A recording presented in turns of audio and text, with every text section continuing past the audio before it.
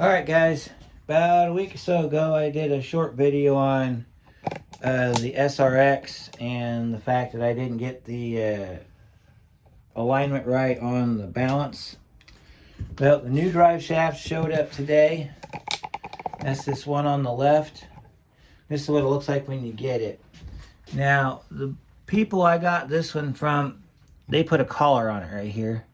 And I'm guessing this is as far back as you're going to go right here on your slide.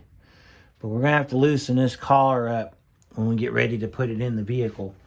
It comes with the bushings off. You can see I got one bushing down there.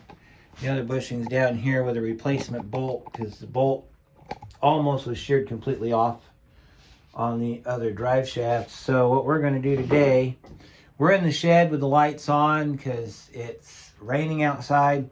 Normally we would put these on the bench and we would just swap stuff out. Now I was under the impression that it came with new bolts, however it does not. So if you need new bolts, it's best that you get them before you start this job. So I'm going to show you how these go together. All of our hardware is 18 millimeters, so that's the only socket and wrench you're going to need. So we're starting on the transmission side.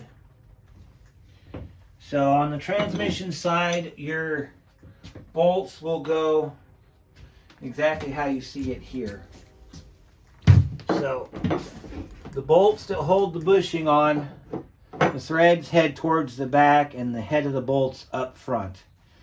If you try to do it the other way, it won't line up properly and you won't get your hardware in because this sticks out a lot further than the head of the bolt does. So let's get these broke loose, and the only thing we're keeping is the hardware. So we don't need the bushings because we've got new bushings. So just put your nut on, put your socket on there. Get your gun on here. Bolt comes out. And the best way to do this is to take your part, your new bushing, and every other bolt hole gets this rubber, it's called an isolator.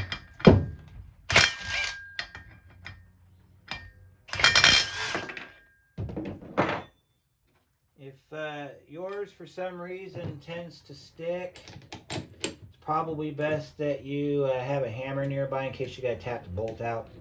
Also, if you look on your I'll show you right here on this bolt right here, there's some Loctite on it. You want to put the Loctite back on it before you put the bushings back on. So that way it don't break loose. Any new hardware that you have, you also want to put Loctite on that as well.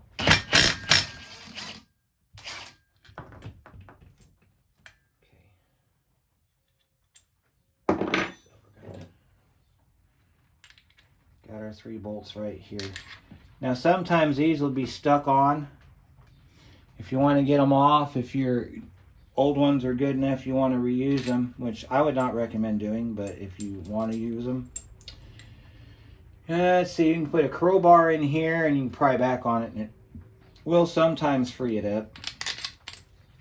Alright, so here's our front bushing. So let's go to the back. So I'll turn the camera around. We'll do the same thing on the back. The back's going to be a little different because when we put the back together, we're going to have a new bolt installed. Because the way that I'm going to do this, I don't want the new hardware on the pinion.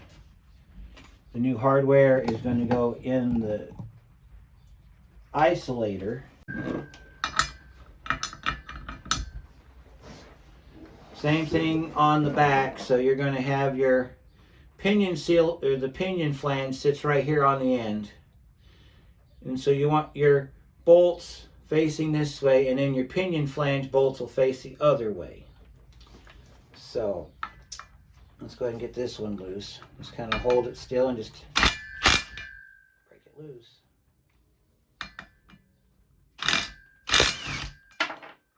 Pull this bolt out.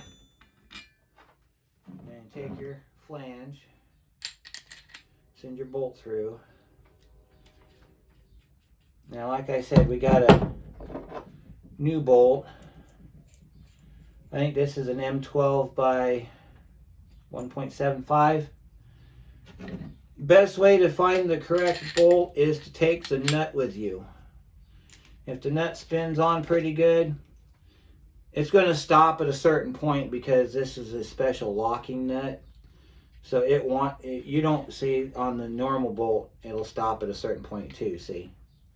So you want that because you don't want the bolt to, the Loctite's there to keep the bolt from falling off. But in the event that you don't put Loctite on it and you torque it down, you still want to be able to make sure that your hardware don't fall off and your car ends up careening into a ditch somewhere. So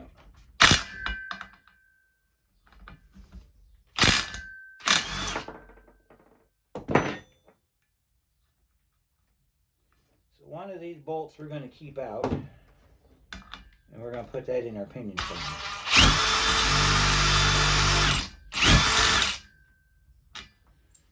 A little trick you can do if your bolt don't want to come out.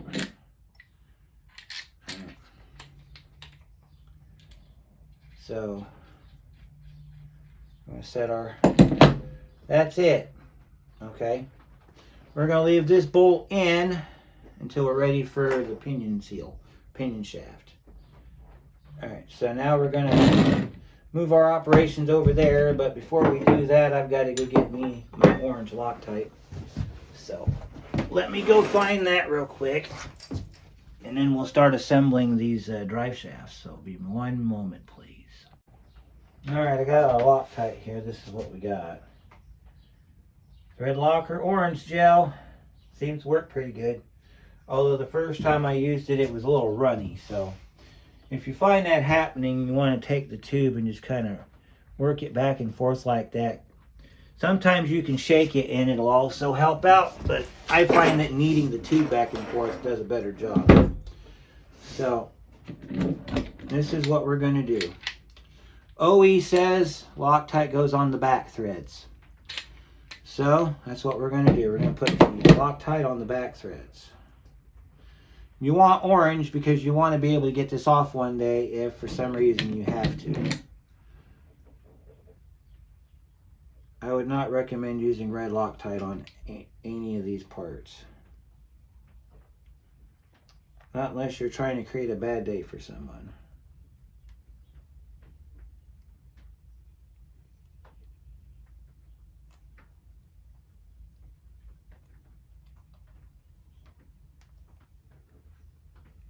I might not have enough orange Loctite in here to do the job. There we go. There's that one.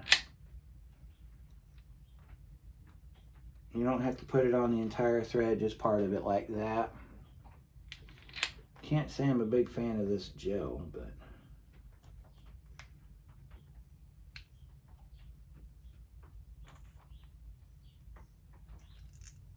oh, there we go. That one got real globbed up good. So I know at least one of these is not coming off ever. Alright, so let's see. Our bolts go facing that way on the back, so let's take our nuts off. So worry about getting your bolts in, that's all. Alright, and we'll rest that down like that. We'll put our nuts back on here.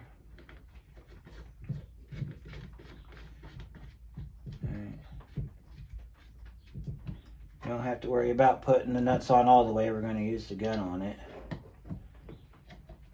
What you do need to do is drive these down until this bushing right here is flat up against, well, you know what? I think this is directional. Because I see something that, yes, they are, hang on, let me show it to you here. These go on like this, see? So we're off on our corners, or off on our bolts just a little bit. These are directional. And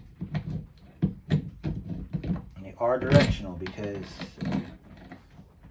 you got the flat that has to go up against the pinion flange. So pull this bolt out. We'll put this bolt. Let me show you the flange. All right, so you got a flange where you got a raised and then a flat and then a raised. And then we can put it on the drive shaft. That's why it pays to look at your parts before you install it. That way you don't have to take it back apart again. That's why I'm here, to make the mistakes so you don't have to. Let me get over here so you can see a little bit better what we're doing here. I'll find the other nut that goes on here. You might be able in the background hear the rain hitting the roof of the shed. Alright, so let's put our wrench back on, kick our gun on forward, and drive these bolts in. Oh, I think the new bolt is a 19mm. Yep, it is. So we'll move on to the other two, and then we'll come back to that one.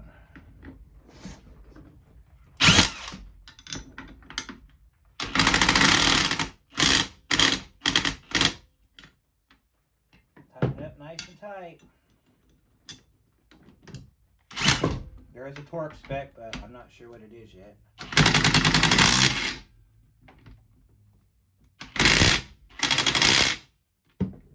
Alright, that one's on there. I'm going to rotate this one around. That one's a 19mm, so I got to go grab my 19mm out of the toolbox and we'll tighten this bolt up. That one you want to be careful if it feels strange.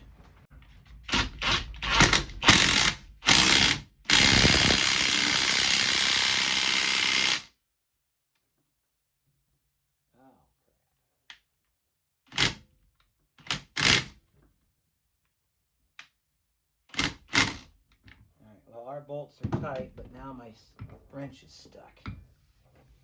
So I'll show you how you get that taken care of. Lay your whatever you got it stuck to up like that. I'm going to smack it with a hammer. I got plenty of them.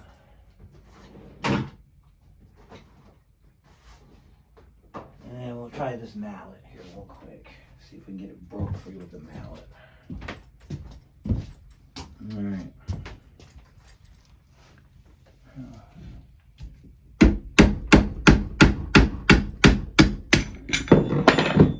That's how you get your bolt back. Alright, back is done, so let's turn the camera back around where it's better light, you can see more. And we'll get the front done.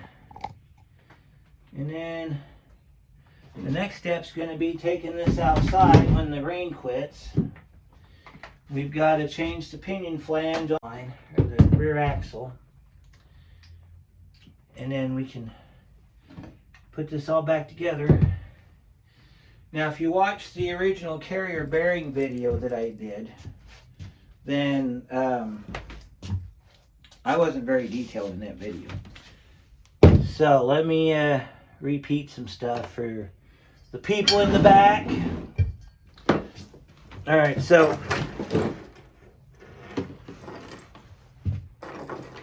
let me tell you how we got here. So drive shaft we just took the bolts out of needed a carrier bearing. So we installed said carrier bearing. However, I did not mark the front and back properly. Because I didn't do that, I put it in improperly and thus caused our problem. The new drive shaft, if I have to take it apart, I don't know if you can see this or not, it's got marking arrows on it, which will probably last for about maybe 2 or 3 months and then they'll fall off. My point being, if I had done this with the old drive shaft, we wouldn't be here today. And you wouldn't be getting this awesome SRX content. So you can call it a curse or a blessing, however you want to do it. We just need to get that vehicle out of our shop because we've got other jobs coming in we need to get done. So because it is what it is.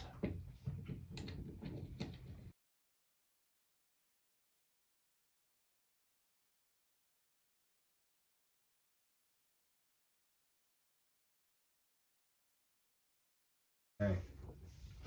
One other thing you want to do is if you have to have a drive shaft made, keep your old one till the new one shows up. And you want to inspect the front and rear, especially because this one has alignment pins on both the rear axle, the third member and the transmission. They have alignment tabs that stick out. And you want to make sure that the new one is exactly like the old one. Another thing that we're going to do, and I don't know if I'll be able to show you or not, is the bearings on the end of the drive shaft. What you want to do is put some grease in there. Moly grease works good. Make sure that it's got a little bit. You don't want to put too much in here because this is a sealed space. But you want to put enough in there that it will make everything ride better, because if you don't, you might get an unexplainable chatter. And it'll also wear out that copper bushing that's in here too. So, all right, let's get this side put together.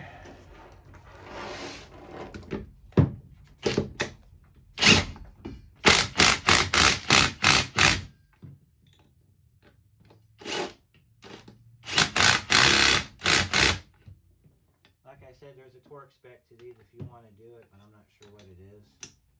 A few Ugga-Duggas works for me. Alright, that side's done. Alright, now let's draw your attention to that center shaft right there. This piece right here. And you're not even in camera. There you go.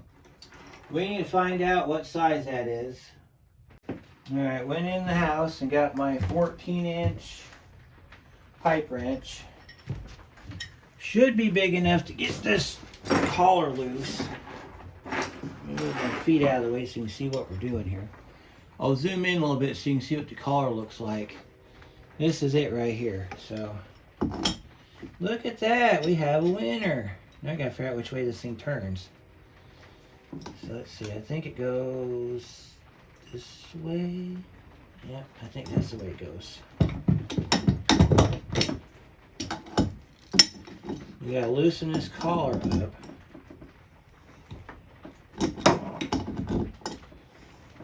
And then we can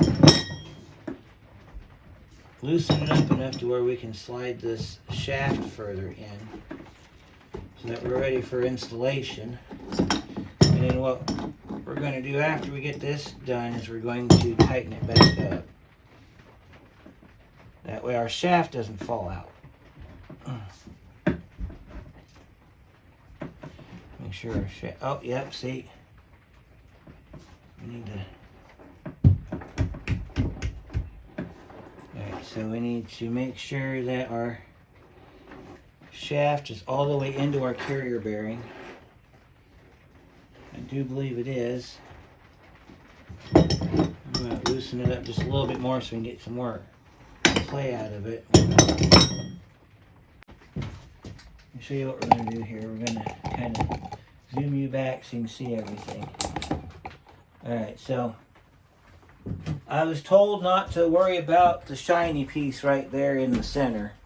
That right there, I was told not to mess with that, because that's what our boot covered up on the other drive shaft. So we gotta, then you can see, I don't know if you can see it or not, there's threads on this piece here. So we're going to tighten this back up.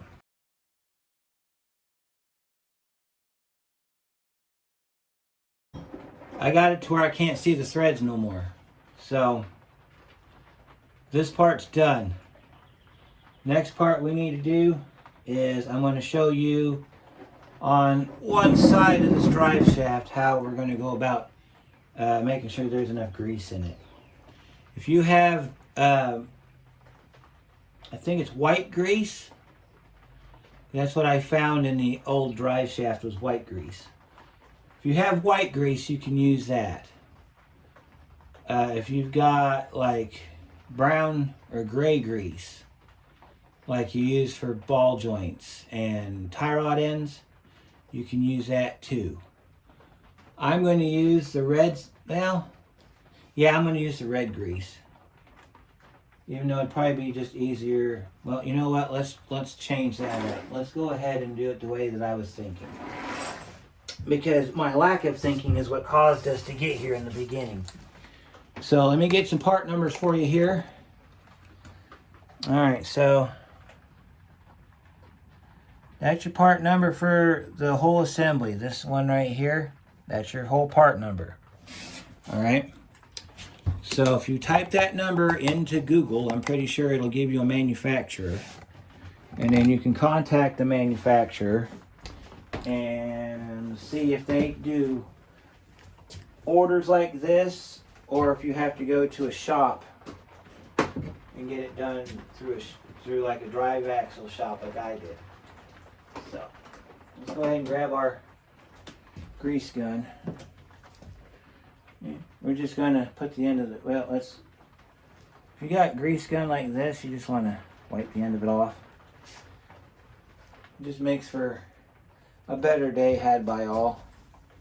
You want to clean the end of your grease gun off. That way, if it's landed in some grass or dirt or anything like that, you're not transferring that to your brand new drive shaft. So, let me show you what we're doing here. Now, I'm going to see if I can pick this drive shaft up so you can see the end of it.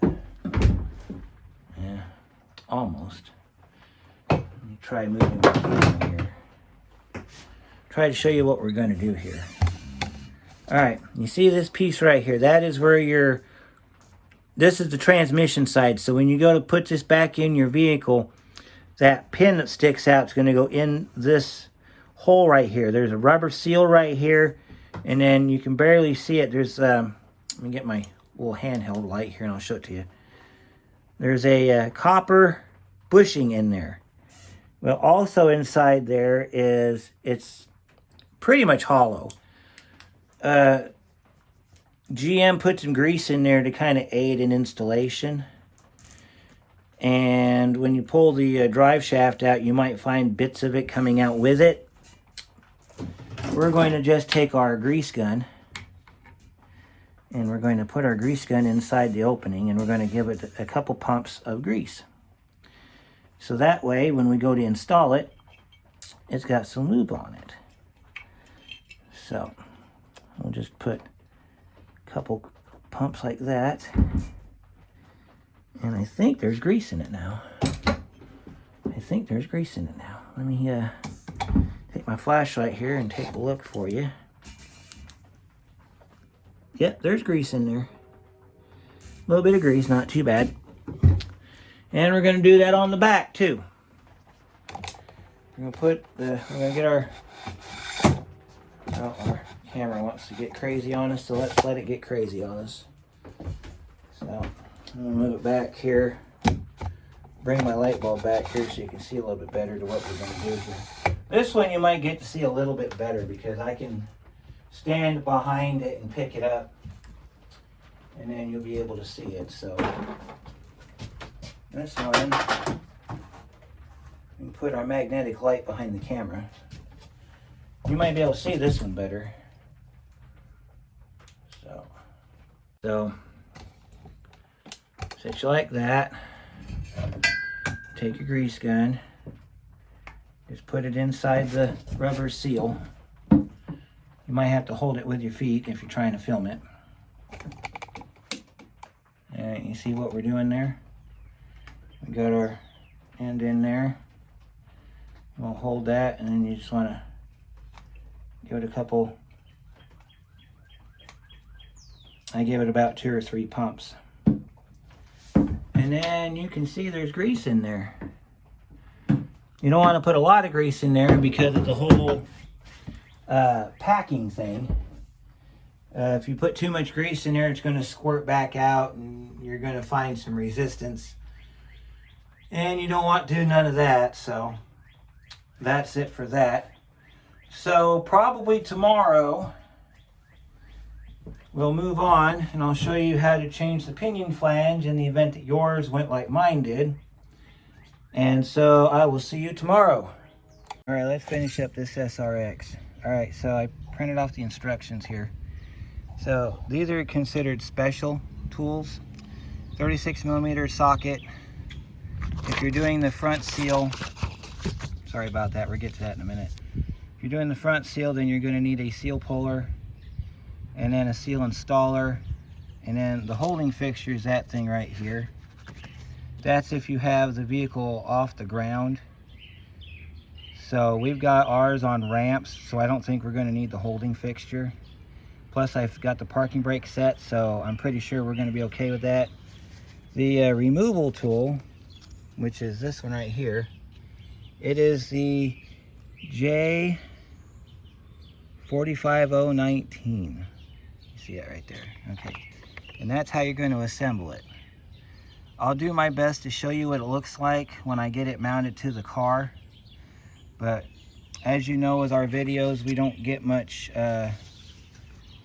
location space to put our camera because we don't have any of the other fancy stuff we need to get. So I'm going to get this thing set up. I'll show you what it looks like. We'll get this thing changed out, get this drive shaft back in.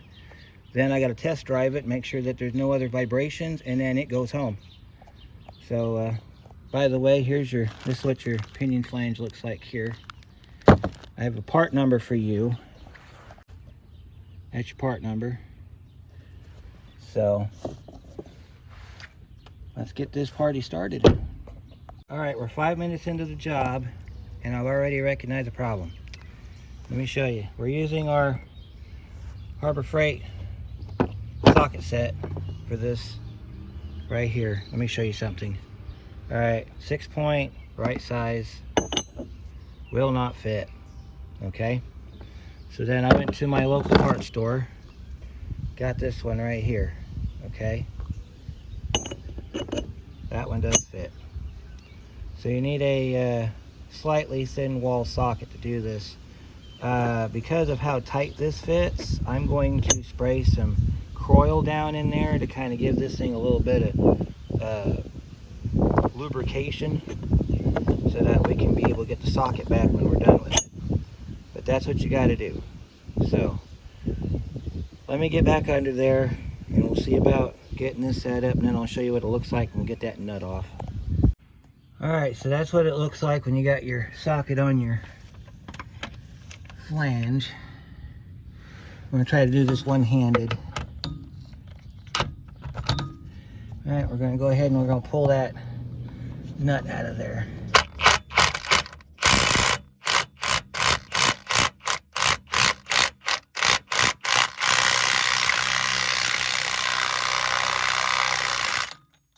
There's our nut.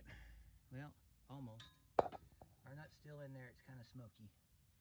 Looks like we got to continue to pull that nut off. So let's get it back in there.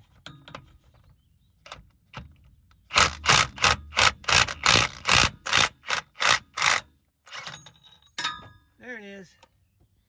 That's what your pinion flange looks like without the nut.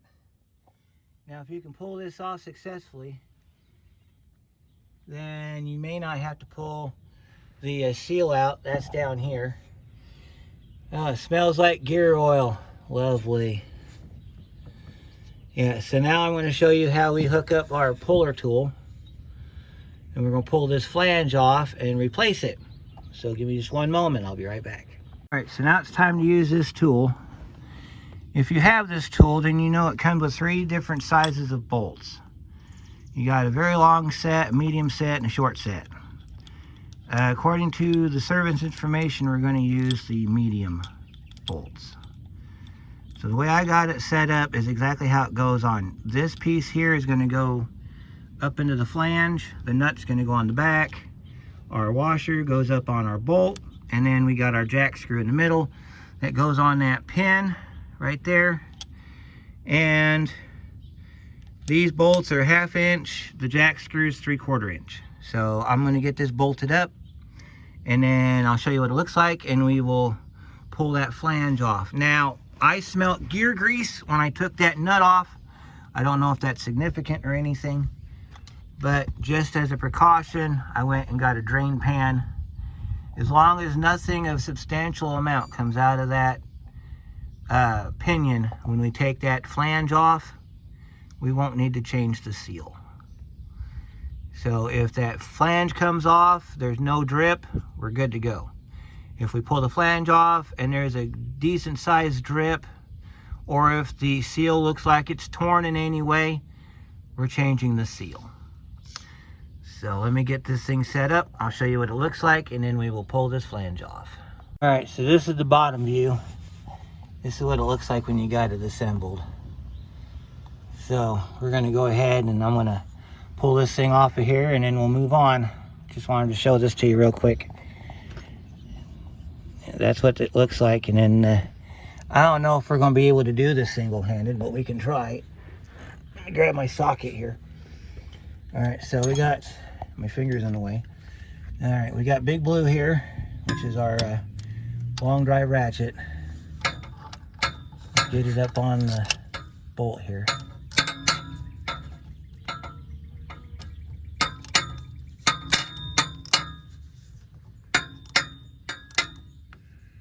All right, so we're going to take it from the side, that way I got more room to turn.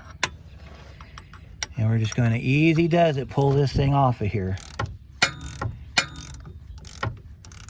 You might be able to see nothing because I got it in the way here. Let's see if we can get the camera. See if we can get a good camera angle here. There we go. Yeah, here it comes. I can see it moving.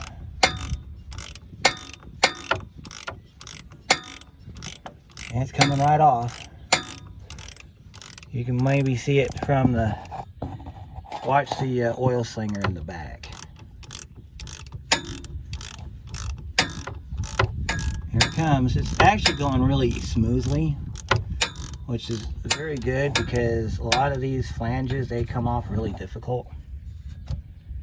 All right, so I think we're far enough along where we can pull it off by hand, and we have oil. Give me a second here. I'll just go ahead and pull this flange back. All right, that's why I grabbed the drain pan. All right, so we will pull the flange back. Let's look at our oil. Seal looks okay. I don't think we're gonna have a problem. Seal looks pretty good. We're not gonna have to change it. Now, if it leaks in the future, we'll be back in here changing it. But as of right now, we're not gonna worry about it. So I'm gonna go grab the other flange and we're gonna get this thing put back together. Okay, there's about maybe 15 of you in the audience trying to figure out why are we changing the pinion flange. All right, so this is the original pinion flange. When the axle shaft went nuts, that's what happened. Let me put it better into perspective what we got here. All right, so the original complaint was of a nasty vibration above 45 miles an hour. All right, well, that was because I didn't align the original drive shaft properly when we did the center bearing. All right, so you got this bolt sits in there, okay? It sits in there kind of like this, all right? So as it's vibrating, it's wearing out this bolt, okay? There should be threads all the way down to here, and there's not. So we're changing this out because if we put that brand new drive shaft in there, the bolt is not going to align properly in this flange, and we're going to damage that brand new drive shaft. That's why we got the new one. You see how this is centered in here? When you put those rubber bushings inside here, when you tighten the drive shaft up, they have to sit inside this opening. This opening has been damaged because of the vibration, so it's no longer available. You can't do anything with it. So that's what we're doing here. Now I can show you on the original drives. Actually, let's do that, because I know there is about 26 of you in there that are like, I still don't understand what we're doing here. And to keep you guys out of the comment section, I'm just going to show you. Here's the drive shaft, okay?